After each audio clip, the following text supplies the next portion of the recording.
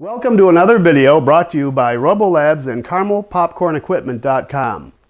Today we're going to talk about the RoboSugar Twin Auto. It's a long name, but it earns it because this is probably the most valuable, unique, and proficient machine for use in the caramel corn or even savory popcorn business. Having said that, we're going to make one batch of caramel corn and then I'll explain how that's different than the savory making process. But this machine absolutely blows away everything on the market and everyone that tries it. It's a machine that no one returns, no one sells, and more often than not, as businesses grow, they buy more and more of this piece of equipment. It is so novel and so productive, it's hard to believe anybody makes caramel corn any other way.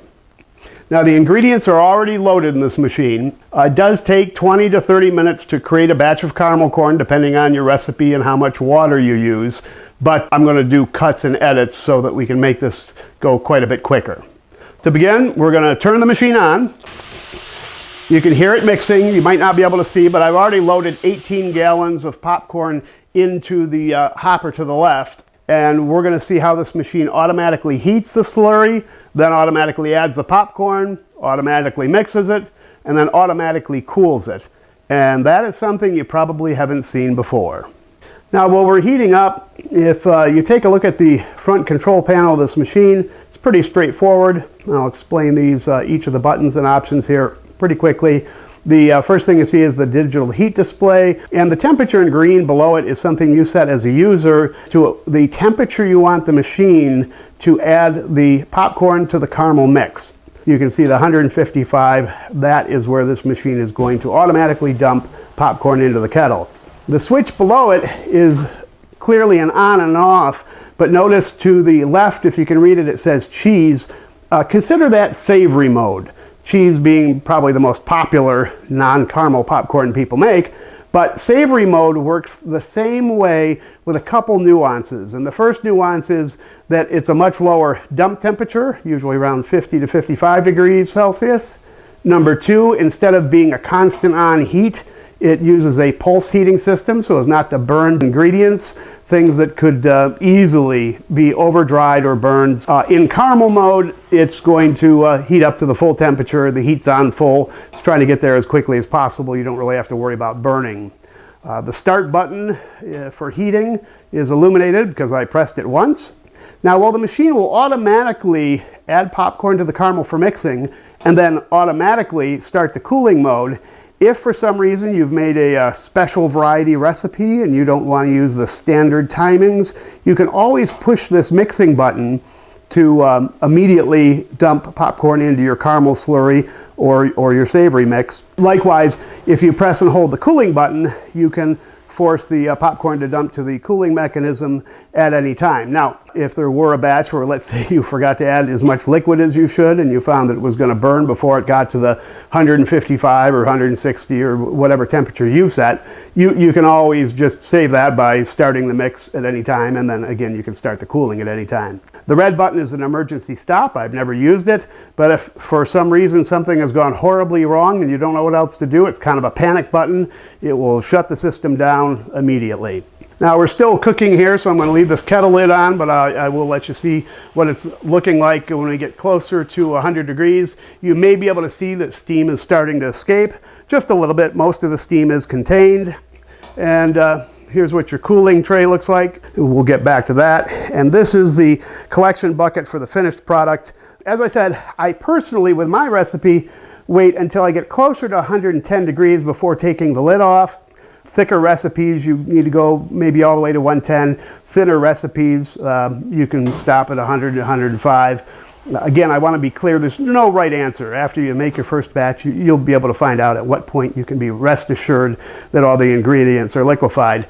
I'm hoping that all of my ingredients aren't liquefied because I want you to see what it is I'm talking about. As we look down in here, you're probably going to only see steam, but I'm looking at the paddle. And no, looks like everything is liquid. So sometimes if you see solids are still built up on the paddle mechanism down there, that tells you that you could heat a little bit longer before taking the lid off. But everything here is a nice rolling boil of caramel. So I now leave the lid off for the rest of the cook because this is how your sugar and your liquids turn into caramel corn, they boil off the liquid as the mixture is heated up. I'll stop the video here and come back in 5 or 10 minutes when we're a little bit close to the mixing and the dumping, because that is a lot more interesting to watch. All right, we're jumping back in, approaching 130 degrees. One question people often ask me is, what is the right temperature to cook until? Again, my machine is set to 155 degrees. That means nothing compared to other machines or your recipe, because the reality is the caramel's done when the caramel's done. As you can see this mix cycle start, you may have noticed a bit of steam escaping. And basically, you're done cooking when you're over 145 degrees and the steam is no longer being evaporated on the mix. Because when this cycle starts up and mixes, that agitates the caramel and moisture is then released. So you get little clouds of steam, and you'll see when you make caramel, if you haven't before, as you get less and less water left over, the bubbling quiets or slows down and becomes a little more foamy, and you notice a whole lot less steam escaping. So again, for my recipe, 155 degrees is correct, but that means nothing about yours. Start somewhere and adjust up and down until you think you've got it perfect. Now you can, even if you can't see the steam coming out, you can see the lens getting covered with the moisture. So by the time we get to 145 degrees Celsius or so, that's going to dissipate. A couple other tips about using the machine. Just like any other caramel corn process, you do want to spray lecithin on the corn while it's mixing. I've also found it's very handy to put a light spray of lecithin on the inside walls of this kettle. It causes very little caramel to be sticking and being lost to the process. Pretty much all the caramel ends up on the corn. You'll see that a little bit later. The other thing is it helps keep the kettle real clean. This machine is 2-3 years old, and it's probably made, I don't know, maybe 400 or 500 batches, and you can see it still looks, I wouldn't say brand new. It's always hard to tell what brand new is with industrial equipment, but it certainly does not look like it's been used and abused. So still a little bubbling here. Now, personally, the other thing that I do, and it's pretty common, is around this temperature to 140, that's where I'm going to add my butter and vanilla to the process. Those are more fragile ingredients, and you don't really want to burn them. Even though the machine operates a little differently in the automation of the process, you're still cooking caramel corn. So for the most part, whatever temperatures you're using for your recipes and when you're adding ingredients, just do that here. You don't really have to adjust. Personally, once I hit around 140, that's where I add the special ingredients, and those could be other flavors as well. Looking at sort of a wall of corn here, if you notice, I make a lot of different flavors, everything from whites and blues and reds and oranges and pretty much everything in the gamut. And then of course Tutti Frutti, which has all of the flavors. When you add these flavors and colors, you want to do those as late in the process as possible. Instead of around 140, I'll even wait to maybe 145, because you don't need to cook your flavors and you certainly don't need to cook your colors. So the later you add them, the better. So we'll take another break here. I'm going to add my vanilla and my butter, and we'll come back as this gets pretty much close to being done. And again, hopefully you can see some steam being released. When we get to around 145, I'll try to do a good job of showing you that there's no water left and what the caramel looks like when it's done. So here we still have a pretty fast boil. And like I said, I'm going to add my butter and my vanilla and be right back. Once the machine hits its set temperature, it's going to go ahead and dump this popcorn in and start mixing automatically. I will spray some lecithin, just as you would with any other kettle. Again, the kettle doesn't change the fact that caramel is sticky and that you want an even, smooth coating across the caramel. You want it to distribute, and you'll see how well this machine does it. All right, we're just hitting the temperature where the system is going to automatically do the mixing. I guess I'll see if I can spray lecithin as a dump. Yeah, well, I guess I'm maybe holding this steady enough. Now again, I did put a light coating of lecithin on the side walls, and at the end of the batch you'll see how significant that is in terms of keeping it clean and getting all the caramel on to the actual popcorn rather than wasting a bunch of it and leaving it on the sidewall. Now this mix goes on for about 2 minutes, and at that point it's going to get real loud because the cooling tray will start to move. And this is a 2-speed cooling tray. I'm going to tell you what it's going to do now, and then I'm going to do a couple edits so you can see it change speed, but it's going to make a lot of noise. I mean, in practice it's not bothersome, but in terms of trying to make a video, it does sort of drown out my voice. So it's 2-speed, it starts out very quickly. I'll maybe do 10 or 15 seconds of that, and then after a minute or two it drops down to a slower speed, and I'll make sure to capture that as well. You can probably tell just how well this mixing has occurred. And again, I'll show you the sidewalls later. There's a teeny bit of caramel on it, but I've seen kettles where it looks like 10% of the caramel gets wasted and not used on the popcorn itself, and that's certainly no good. So we're about at the end of the mix, I'm guessing. Yep. So here's the high-speed cooling. The system is going to automatically dump, and then it's going to rotate the mixing blades to make sure that all the caramel gets evacuated. And sometimes there's, you know, a few pieces left in there, but certainly not much or many.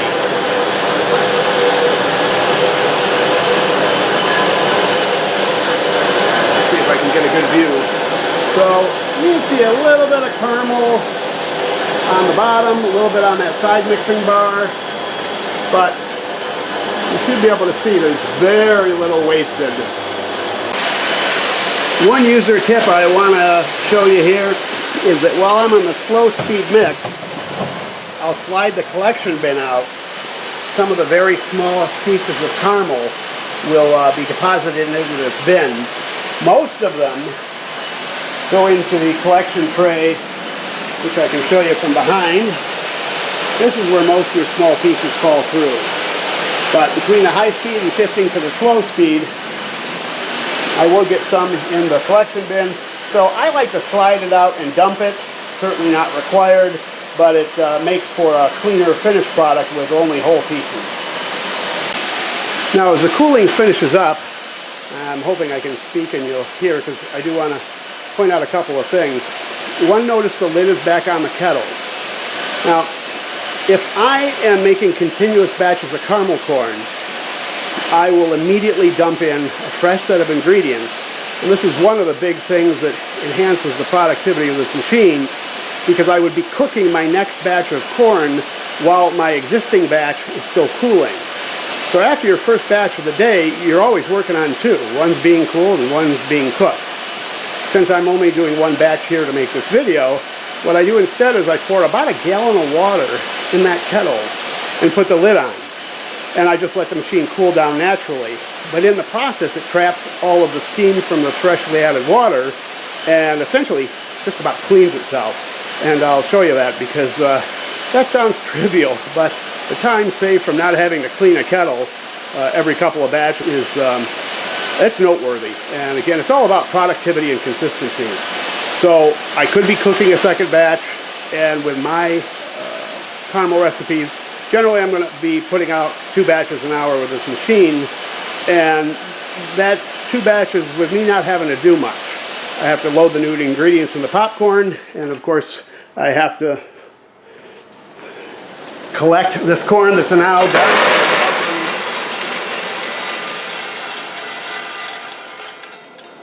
Yeah, I just stopped talking there. I didn't think there was any way I'd be able to talk over that. But when the cooling's done, this system automatically reverses and then deposits the corn into the collection bin. So I'm showing you the view here because I want you to see the scrap that was collected below. I also want you to see that there's very little, if anything, ever accumulated on this conveyor, because it's steel and smooth and constantly moving. You know, once a month or so, I'll take a steam cleaner and a few bits that may collect, I'll blast it with steam. But it does a remarkable job of cooling the corn without dirtying itself in the process. And so again, so you can see just how clean everything is here, even after making a batch of caramel corn. And then when we show you the finished product, like I said, very little caramel is wasted. The few small pieces get broken up, and what's left in here is remarkably consistent with even coating. We'll grab a scoop and agitate some of this so you can see what I'm talking about.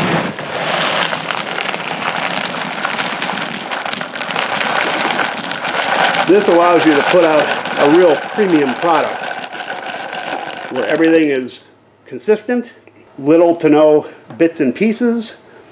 You bag this up or put it in cups and people are generally impressed by the fact that it's all whole caramel corn. Again, the scrap falls through the cooling tray and is removed, and the cooling process is a lot more gentle than most people expect. It doesn't damage the corn in the process. Now, I'm going to pull off the kettle lid. This is what the kettle looks like after adding water and just letting the system sort of clean itself. And you know, you get a little bit of scrap right there, but I did end this process early so I could make the video. Ordinarily, I let the full machine cool down overnight. I just walk away from it, and you won't even have that little scrap on the bar. Everything will fall off into the mix by the time it all cools. But the question comes up of, well, how do you get the water out of it? So what you do is you turn the machine off, and then you turn it back on while holding down the heating button for a couple of seconds. And what you'll notice is that these three lights start flashing. These now become controllers for the kettle. As I push this first button, the kettle starts tipping. Now, I stopped it, obviously, because I can't hold the bucket, make the video, and explain this all at the same time. But it will continue to its full dumping position. So if you have a pan or a bucket below it, all the water is expelled that way. And then when you're done with that process, this button will return the kettle to its upright position. I'll cut the video here. I'll do a dump so you can see the kettle. All right, I've dumped the water out and set the kettle back upright. And again, you can see a little bit of corn hanging on, a little caramel onto one of the mixing arms, and a few teeny bits of wet corn at the bottom. And that's it. All right, so back to summarize what we did to make a batch of caramel corn, how it's different than other machines, and then just to tell you how the savory or cheese setting of this machine operates differently. Mostly the same, there are some differences. So I added about 18 gallons of popcorn to the popcorn bucket. Again, it's a 20-gallon kettle, but if you put in 20 gallons of sticky caramel corn, it will tend to lift up or crest. You'll get some spillage, so I used about 18. Turn the machine on, it did its own cooking, it heated up. I leave the lid on until I get somewhere between 100 and 110 degrees Celsius, because that lets everything really liquefy and mix, makes kind of a perfect batch every time. Take the lid off, put it in this little storage on the front of the unit, let it continue to cook until, and for my batch it's 155 degrees Celsius. Sometimes it will estimate what the temperature is and start the dump closer to 150, 151. Don't worry about that. You can always look at your caramel and see, does it look like all the moisture's been cooked off? You can tell that because when the agitator starts mixing every minute or so, if there's still a lot of water in the mix, you'll see a big cloud of steam. As that cloud of steam gets smaller and smaller, or kind of goes away altogether, you know there's no moisture left, and at that point you're just cooking for color and taste. Again, for my batch, 150-55 is the right temperature. I always tell people, just make a couple batches when you get one of these machines, because your recipe's not going to be identical. We do the dump, the machine automatically does the mix. I do spray in lecithin at that time. I also spray a little lecithin on the sidewall so that it stays cleaner and all of my caramel gets on the corn. After it does the 2-minute mix, it goes ahead and dumps it onto the cooling tray. That starts out in a high-speed mode, and then after around 2 minutes, goes into a low-speed mode for the remaining 4. As soon as the dump occurs, if I'm done for the day, or let's say done for any period of time where I'm not going to make an immediate another batch, I'll pour in a ½ gallon of water, I'll put the lid on, just let the machine cool down the kettle, it won't be heating itself, and I showed you the video of how good a job it does, even in just 4 minutes. But you leave it for an hour, in my case leave it overnight, come in the morning, use the manual controls in order to cause the kettle to dump, pour that liquid out, and you're pretty much done. If you are going to make another batch, you can immediately add your ingredients. One thing that I do is I will first dump in about 16 ounces of water so that I want the actual kettle temperature to drop a little bit, get closer to that boiling point of 100 degrees Celsius. And after about 1 minute, then I'll dump my batch of my wet and my dry ingredients. The reason I do that is because obviously when I put water into a hot kettle, it's going to boil off pretty quickly, and I don't want my next batch to be drier or not to be consistent and come out the same every time. So I throw in basically sacrificial water, about 16 ounces, Watch the thermostat as it gets pretty close to the 100 degrees Celsius. Then I add my wet and dry ingredients. The kettle's still very warm, so this doesn't really significantly increase the cook time, but it has the advantage that I'm not going to have an immediate boil off of my wet ingredients, nor do I have to worry about burning my dry ingredients. So 2 different ways to go there, but if you're making the next batch, 16 ounces of water, watch the temperature sensor, gets anything below 110, go ahead and add your next ingredients, hit the heat button for it to start cooking, put the kettle top back on, because again I want to get it significantly heated so that everything's liquefied, and you just keep repeating that process. So it will be cooking while I'm cooling a batch of popcorn, and generally speaking you're going to get 2 to 3 batches an hour. And again, I'm not trying to be vague when I say everybody's cooking is different, but everybody's recipe is different. The thicker your ingredients and the more water or liquids you add, the longer your cook time.